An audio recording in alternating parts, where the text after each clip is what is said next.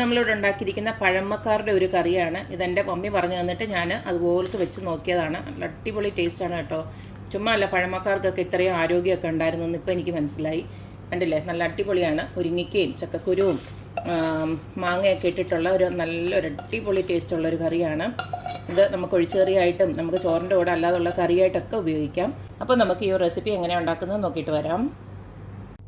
നമ്മുടെ പഴമയുടെ കറിയായ ചക്കക്കുരു മാങ്ങ മുരിങ്ങയ്ക്ക കറി ഉണ്ടാക്കാനായിട്ട് ഇതുപോലത്തെ ഈ ഐറ്റംസ് എല്ലാം തന്നെ എടുത്ത് ഞാൻ വെച്ചിട്ടുണ്ട്. ചക്കക്കുരു ഉണ്ട്, മുരിങ്ങയ്ക്കയുണ്ട്, കുറച്ച് പച്ചമുളക്, പിന്നെ അതുപോലെ മാങ്ങയാണെങ്കിൽ നിങ്ങളുടെ പുളി അനുസരിച്ചിട്ട് വേണം. ഞാനിപ്പോൾ ചെറിയ 2 മാങ്ങയാണ് എടുത്തിരിക്കുന്നത്. വലിയ പുളിയില്ല, എന്നാലും അത്യാവശ്യം പുളി ഉണ്ട് താനും. അതുകൊണ്ട് ചെറിയ 2 മാങ്ങയാണ് ഞാൻ അരിഞ്ഞ് വെച്ചിരിക്കുന്നത്. മുരിങ്ങയ്ക്കയും ഏകദേശം ഇത്രയും എടുത്ത് വെച്ചിട്ടുണ്ട്. അത്തുവിൻ്റെ കമ്പനിയിൽ നിന്ന് കൊടുത്തുവിട്ട് കുറച്ച് മുരിങ്ങയ്ക്ക, അവരുടെ കമ്പനിയിൽ വളർന്ന മുരിങ്ങയ്ക്കയാണ്. അത് കുറച്ച് ഏറെ കിട്ടിയ നേരം പിന്നെ ഇങ്ങനൊരു കൂട്ടാനൊന്ന് ഉണ്ടാക്കി നോക്കാമെന്ന് വെച്ചു. അപ്പോൾ എന്തായാലും ഇത്രയും നമുക്ക് അരിഞ്ഞ് റെഡിയാക്കി വെക്കണം. ഒരു അരപ്പ് തയ്യാറാക്കാനുണ്ട്. അതിന് വേണ്ടിയിട്ട് ഞാൻ 1 കപ്പ് തേങ്ങയും അതുപോലെ തന്നെ 4-5 അല്ലി വെളുത്തുള്ളി, പിന്നെ കുറച്ച് ജീരകം, ഒരു 3/4 ടീസ്പൂണോളം ജീരകോട് ഇട്ട് ഇത് നമുക്ക് നന്നായിട്ടൊന്ന് അരച്ചെടുക്കണം. ഒത്തിരി വെള്ളത്തിൽ അരയ്ക്കേണ്ട, എന്നാൽ ചെറിയ വെള്ളത്തിൽ നല്ല ഫൈനായിട്ട് അരച്ചെടുക്കണം. പിന്നെ അടുത്ത് നമുക്ക് കടുക് വറുക്കാൻ വേണ്ടിയിട്ട് ഞാൻ കുറച്ച് കൊച്ചുള്ളി ഇതുപോലെ അരിഞ്ഞ് വെച്ചിട്ടുണ്ട്. പിന്നെ 5-6 ഉണക്കമുളകും പിന്നെ കുറച്ച് കറിവേപ്പിലും റെഡിയാക്കി വെച്ചിട്ടുണ്ട്. പഴമയുടെ കറി ആയതുകൊണ്ട് തന്നെ ഞാനിത് ചട്ടിയിലാണ് ഉണ്ടാക്കുന്നത്. ഇതെല്ലാം ഇതിനകത്തോട്ട് ചട്ടിയിലോട്ട് ഇടാം.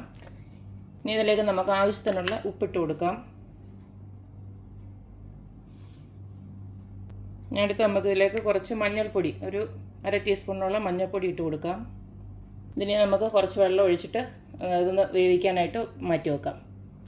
ഇതാദ്യം വേവിച്ചെടുക്കണം, അതാണ് ഫസ്റ്റ് പ്രോസസ്സ്. ഇത്രയും വെള്ളം ഒഴിച്ച് കൊടുത്തിട്ടുണ്ട്. ഇതിനെ നമുക്ക് അടപ്പിൽ വെച്ച് വേവിച്ചെടുക്കാം. ഇപ്പോൾ ഞാൻ സ്റ്റൗ കത്തിച്ചിട്ട് ചട്ടി അടപ്പിലോട്ട് വെച്ച് കൊടുത്തിട്ടുണ്ട്. ഞാനിത് ഈ സമയം കുറച്ച് കറിവേപ്പിലൂടെ ഇതിനകത്ത് ഇട്ട് കൊടുക്കുകയാണ്. എന്നിട്ട് നമുക്കിത് അടച്ച് വെച്ചിട്ട് ഇത് വേകുന്നിടം വരെ ഒന്ന് വേവിച്ചെടുക്കാം. 10-15 മിനിറ്റ് എന്തായാലും എടുക്കും, കാരണം ചക്കക്കുരൊക്കെ വേവുള്ളതാണല്ലോ. അപ്പോൾ അത്ര നേരം അവിടെ നിന്ന് വേവട്ടെ.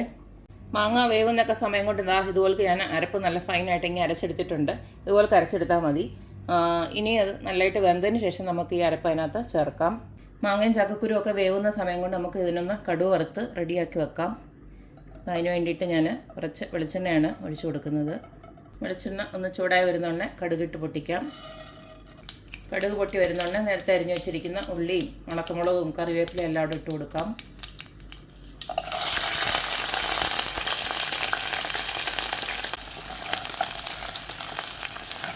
ഉള്ളിയെല്ലാം നല്ലതായിട്ട് മൂത്ത് വന്നിട്ടുണ്ട്. ഞാനിപ്പോൾ സ്റ്റൗ ഓഫ് ചെയ്തു. സ്റ്റൗ ഓഫ് ചെയ്തതിന് ശേഷം ഞാൻ ഒരു 1/2 ടീസ്പൂണ് കാശ്മീരി ചില്ലി പൗഡർ ഒന്ന് ആഡ് ചെയ്ത് കൊടുക്കുകയാണ്. കാരണം നമ്മുടെ പച്ചമുളക് വലിയതായിട്ട് എരിവില്ലാത്തതായിരുന്നു, അതുകൊണ്ടാണ് ഞാൻ ഇത് ചേർത്ത് കൊടുത്തത്.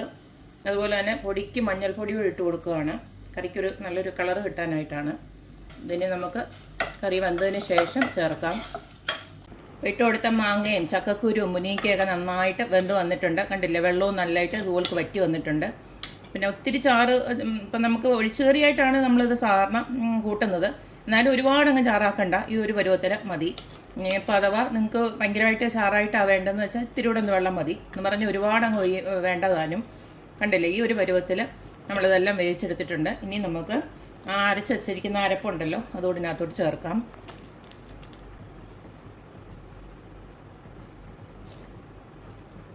മിക്സിയുടെ ജാറ് കഴുകി കുറച്ച് വെള്ളം കൂടെ ഞാനൊന്ന് ഒഴിച്ചു കൊടുത്തിട്ടുണ്ട്. എന്നാലും അധികമൊന്നും ആയിട്ടില്ല. കണ്ടില്ലേ, ഈ ഒരു പരുവത്തിന് മതി. ഇതിനെ ജസ്റ്റ് ഒന്ന് ചൂടാവട്ടെ. ഉപ്പിൻ്റെ ഇത്തിരി ഒരു കുറവുണ്ട്, അപ്പോൾ ഞാനൊരു 1/2 ടീസ്പൂണോടെ ഇട്ട് കൊടുക്കുകയാണ്. നല്ല ടേസ്റ്റാണ് കേട്ടോ. കാരണം എന്ന് വെച്ച് കഴിഞ്ഞാൽ മാങ്ങയുടെ പുളിയും നമ്മുടെ മുരിങ്ങയ്ക്കയുടെ ആ ഒരു ടേസ്റ്റും ചക്കക്കുരുവിൻ്റെ ടേസ്റ്റും എല്ലാം കൂടെ ചേർന്ന് അത് നന്നായിട്ട് വെന്തിറങ്ങിയിട്ടുണ്ടല്ലോ, ആ ചാറിനപ്പോൾ ആ ഒരു ടേസ്റ്റാണ്.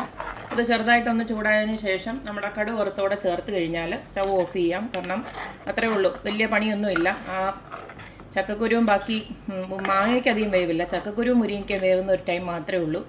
വേഗത്തിൽ ഉണ്ടാക്കിയെടുക്കാൻ പറ്റുന്നതാണ്. ഒഴിച്ചുകറിയുമാണ്, എന്നാൽ നല്ല ഒരു കൂട്ടാനുമാണ്. കാരണം എന്ന് വെച്ച് കഴിഞ്ഞാൽ അതിനകത്തെല്ലാം ഉണ്ടല്ലോ, മുരിങ്ങയ്ക്കയും.